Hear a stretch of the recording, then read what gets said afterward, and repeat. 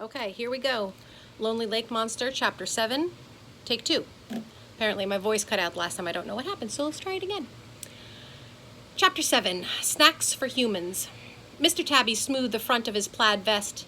The previous apprentice was here one day, and then the next. She wasn't, and she hasn't been here since. He picked a stray red hair off his sleeve. Ben and Pearl watched it make its slow journey to the floor. And so, yes, she is missing. When did this happen? Pearl asked. Some time ago at our previous hospital location. Mr. Tabby opened the closet door and took out 2 white lab coats. And then he changed the subject. Your uniforms. Cool. Ben grabbed one and put it on. This is like the mad scientist costume I wore for Halloween. Pearl wanted to ask some more questions about the mysterious girl who had once worked for Dr. Wu, but she couldn't take her eyes off the lab coat. It was so much better than the green apron she wore at the dollar store. Anyone could wear a green apron, but a lab coat, well, a lab coat meant you were important. After slipping her arms through the sleeves, she felt like a real doctor. How come you don't wear one, Mr. Tabby? He pulled a silk handkerchief from his pants, bent down to erase a smudge mark from the tip of his polished shoe, and then he folded the handkerchief and tucked it away. Do I look like a person who would wear a lab coat? Both Ben and Pearl shook their heads. Now, if you will follow me, and Mr. Tabby led them further down the hallway and opened a door marked Staff Room. The air was cozy and warm inside. A couple of chairs, some tables, and a comfy-looking sofa filled the space, along with a television that sat in the corner. You may take your breaks in here, Mr. Tabby said. He opened the refrigerator. Dr. Wu has provided beverages for human children. Root beer, orange soda, chocolate milk. Don't you think it's weird he keeps calling us human? Pearl whispered to Ben, and Ben nodded. The only reason to call someone else human, Pearl decided, was if you were not human. And there are snacks in here. Mr. Tabby opened the cupboard. You can eat anything on the lower shelf. There are salty items. There are sweet items. Do not eat anything on the middle or top shelf. The snacks on the lower shelf are appropriate for human consumption. What's that? Ben asked, pointing to a bag that was stuffed to the brim with some kind of plant. Mr. Tabby tapped his shoe impatiently. That bag contains ivy and sits on the middle shelf. As stated just a mere moment ago, do not eat anything on the middle shelf. A bag labeled oats and another one, rye, sat next to the ivy.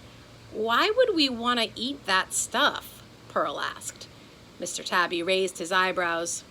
I have done my research, and I understand that human children are always hungry. Be advised that the food on the middle shelf and the top shelf are for Dr. Wu's other employees.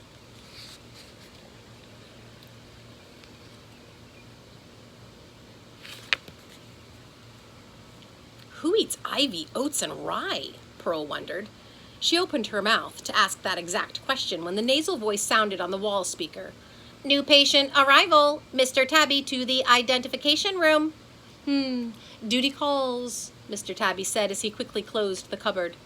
Oh, good, said Pearl. We get to meet our new patient. What is it? She bounced excitedly on her toes. Mr. Tabby pulled a small device from his vest pocket. During their last visit, he had told Ben and Pearl that the device was a creature calculator. He punched a few keys, and the screen lit up. His gaze traveled across the screen. You will not be meeting this new patient. But why not? Because on a danger scale, 5 being the most dangerous, this creature ranked a level 3. You are not yet ready for an encounter with a level 3. Danger scale? Ben shoved his hands into his pockets. Okay, we don't need to meet it. What else can we do? Hey, wait a minute, said Pearl. Level 3 doesn't sound so bad. Ben cleared his throat. Pearl, can I, talk to you for a moment? And as Mr. Tabby typed on the little keypad, Ben pulled Pearl into the room's corner and whispered in her ear. What happens if the other apprentice had met a level 3 creature? What if that is how she disappeared? Pearl folded her arms and looked into Ben's brown eyes. Well, maybe the other apprentice wasn't very smart. I don't know about you, but I am incredibly smart, and I can take care of myself. I am not afraid of a level 3 anything. You should be wise to listen to Ben, said Mr. Tabby from across the room.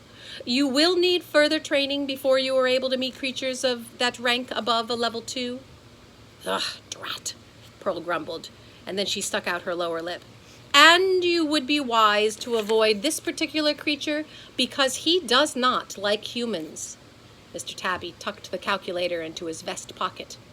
However, since things don't always go as planned around here, I suppose I should tell you about our new patient, just in case you accidentally bump into one another. Ben and Pearl held their breath in anticipation. The new patient is... Tune in to Chapter 8 to find out.